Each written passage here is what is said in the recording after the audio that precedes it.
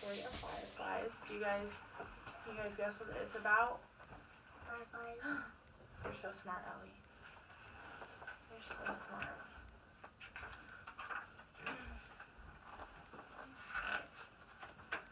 So, are you guys ready? Yeah? Okay. On a summer evening, I looked up from dinner through the open window to the backyard. It was growing dark. My treehouse was a black shape in the tree, and I wouldn't go up there now. But something flickered there. A moment. I looked, and it was gone. It flickered again over near the fence. Fireflies!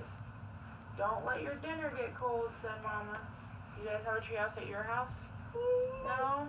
Do your friends have a treehouse? Yes. Yeah. I forked the meat and corn and potatoes into my mouth. Please may I go out? The fireflies. Mama smiled and Daddy nodded. Go ahead, they said. I ran from the table down to the cellar to find a jar. I knew where to look behind the stairs. The jars were dusty, and I polished one. Cleaned on my shirt.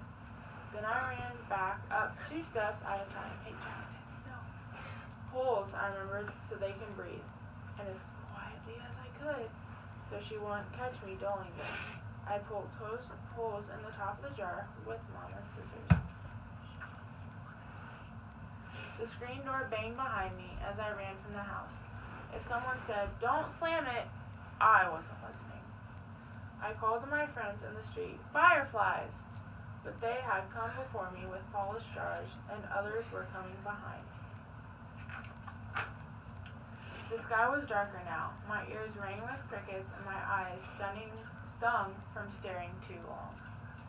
I blinked hard as I watched them. Fireflies!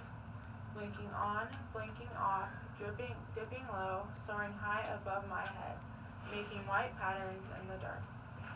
We ran like crazy, barefoot in the grass. Catch them! Catch them! We cried, grasping at the lights. Suddenly, a voice called out above the others. I caught one! And it was my own. I thrust my hand into the jar and spread it open. The jar glowed like moonlight, and I held it in my hands.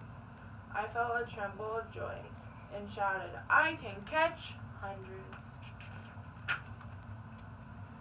Then we dashed about, waving our hands in the air like nets, catching 2, 10s, hundreds of fireflies, thrusting them into jars, waving our hands for more. Do you guys do that? Will you jump around when you catch your fireflies? Yeah. Then someone called from my house, it's time to come in now! And others called from other houses, and it was over. My friends took jars of fireflies to different homes. I climbed the stairs to my room and set the jar on a table by my bed. Mama kissed me and turned out the light. I caught hundreds, I said. Daddy called from the hallway. See you later, alligator. After a while, crocodile. I called back. I caught hundreds of fireflies. In the dark, I watched the fireflies from my bed. They blinked on, off, and on, and the jar glowed like moonlight. But it was not the same. The fireflies beat their wings against the glass and fell to the bottom and lay there. The light in the jar turned yellow, like a flashlight left on too long. I tried to swallow, but something in my throat would not go down. And the light grew dimmer, greener, like moonlight underwater. I shut my eyes tight and put the pillow over my head. There were my fireflies. I caught them. They made moonlight in my jar, but the jar was nearly dark. I flung off the covers. I went to the window, opened the jar, and aimed it at the stars. Fly!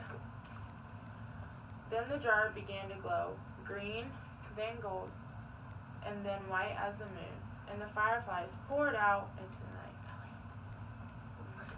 Fireflies!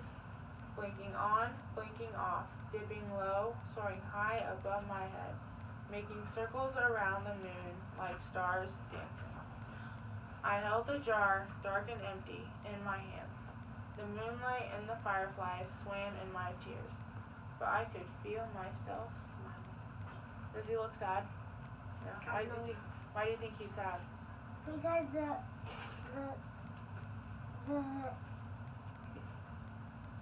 Because he let the fireflies out. Yeah.